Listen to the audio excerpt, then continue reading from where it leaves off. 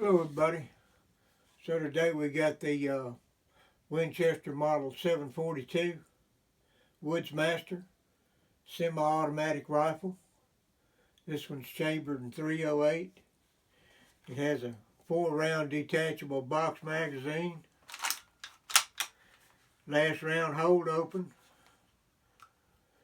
It has a nice set of express sights, iron sights.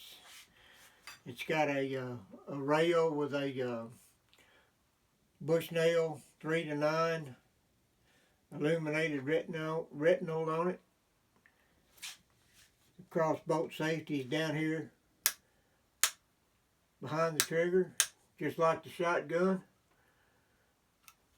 Matter of fact, this reminds me of a Remington 1100, the shape of it and all. It's chambered in .308, and it is the tack driver, made in 1969.